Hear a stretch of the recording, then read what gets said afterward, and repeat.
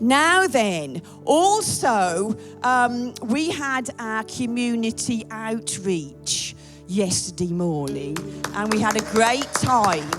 And we took out, 40 to 50, over 50 bags, I think, of sandwiches, and put socks in, and hygiene kits we put in.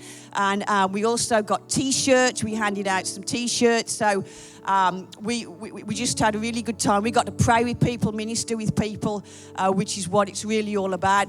And so I'm going to ask Amber and Carlos if they will come up and share a testimony of yesterday. Thank you.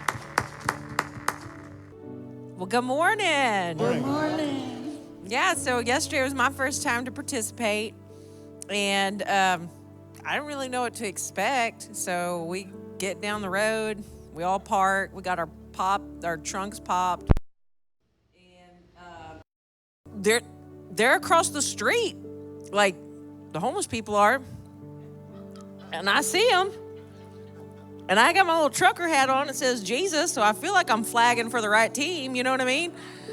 And I'm just standing there looking at them. With sunglasses on. With sunglasses on, yeah. I had my little aviators on. And anyway, this one old boy, he come over and he was like, "We're really scared of you." So I gave him some nugs and was like, "You want something to drink?" Anyway, so then when he was leaving, he was like, "I'm going to go tell them not to be scared of you." So that happened. Went back and told him it was safe. It's safe to come over there. They had to make sure she wasn't 5-0. No, it was really a blessing. I mean, and the needs out there are just so great. It's like every time we go out there, we learn more things of what their needs are. It's early. It was early in the day, and they just couldn't wait. I mean, they would come and start opening up the bottled water, because it's you're dripping sweat just because 10 o'clock in the morning, 10:30 in the morning, it's hot, and they're already they haven't eaten that, they haven't drank anything. They're wanting that water. They're just tearing into the food, but.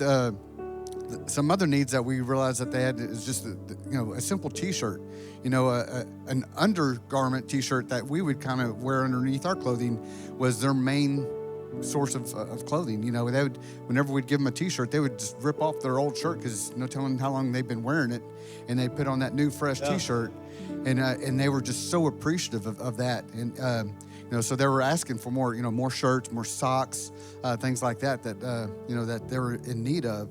And just being able to pray with them, it does so much, not just for them, but for you, just to knowing that you're providing a need, and that for them to know that God's hearing them.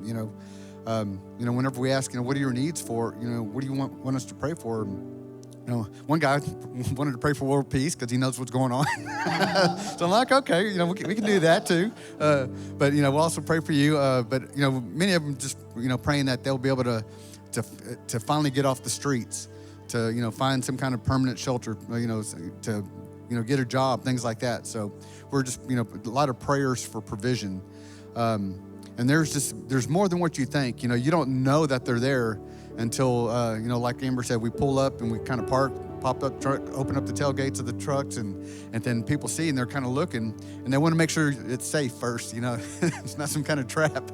But once they felt safe, that they're then all of a sudden it's like, I don't know how they communicated, but next thing you know, they were just coming out of the woodwork. There's just one after another coming, and so you don't really see them. You may not even really notice. You might only see maybe one person on a sidewalk or, in the shade somewhere. And then once you go start ministering them, 10, 20 of them can come at one time, from out of the woodwork.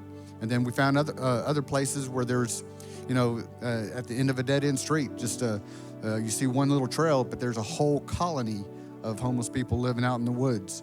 So it's just it was just a blessing in realizing, man, that this is where we live. This is our home, and there's such a great need.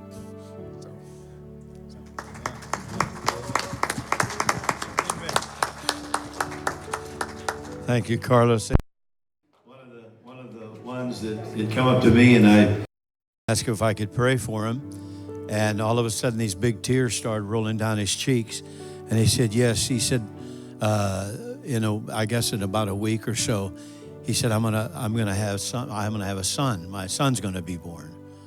And he wanted me to pray that everything would go well with that. So they have many needs out there, but sometimes it's just that touch. Amen.